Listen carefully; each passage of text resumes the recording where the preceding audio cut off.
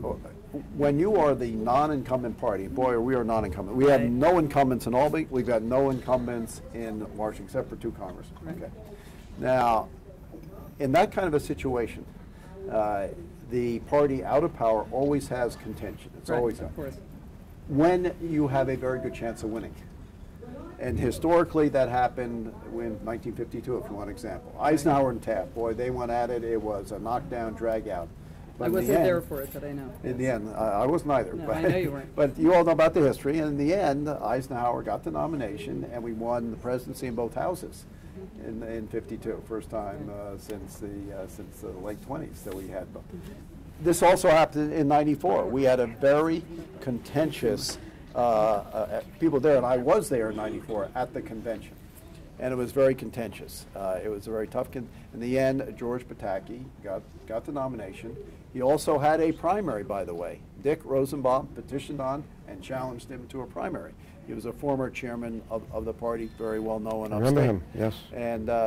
And so, and again, we were the party out of power, but in 94, we knew we had a chance to win.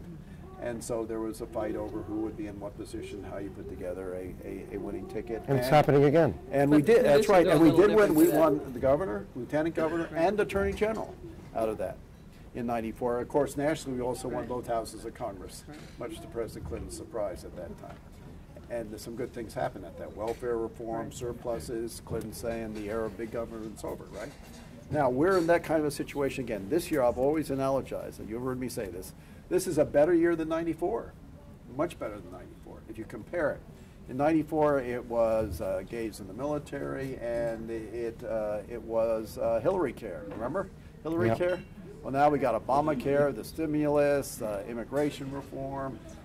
The oil spill? Right, the oil spill. I'm not, I'd like to say it's under making, but that's not quite all the legislation they're trying to cram through. So you got the same components, the same things that really energized our base then. But in addition, in 94, the economy was doing pretty well. Now the economy, we're in the Great Recession. We got almost 20% underemployment and unemployment. You know, the value that people's have in their houses has collapsed. Their 401ks have collapsed. Families are saving more, spending less, trying to close their family deficits. They're paying down their mortgages.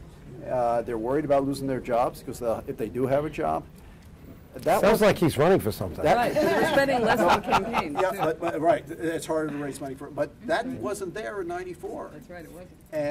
And because we're not the incumbents. And in '94, by the way, we had a senator, D'Amato, and we also had the majority in the Senate. Right. So we owned part of Albany. We couldn't it wasn't a free fire zone for us. We don't own anything in Albany now. That's the situation's worse. Yeah. It's all theirs. Right. There's a culture of corruption up there. There's gridlock. I mean, and there's big opportunity for us. Big opportunity. So that's why this is better than '94. It's a huge opportunity for us. That's why I'm winning. I think it's an opportunity to unify more than ever before. And to change. Exactly. But you're going to have a national change. That's right. Yeah, right. And we're going to have this kind of a convention, and where people are, are going to be. And this time, though, unlike '94, the selection's being made by the committee men and women. Not by any bosses here. Right. It's not being made by me. It's the committee men and women who are going to make their decision, and that's going to be. And then we'll go on to some primaries. The grassroots will decide then, and this is the year for the grassroots. Tea Party, right? This is the year of the Tea Party. It's true. This is the year of grassroots. We're the party of the grassroots. The other party was top down. You know, the way they limited any challenge to Gillibrand, the White House, Rahm Emanuel, Schumer, they all cut off any chance for anyone to challenge her. She's weak and unelected. Same with the Napoli.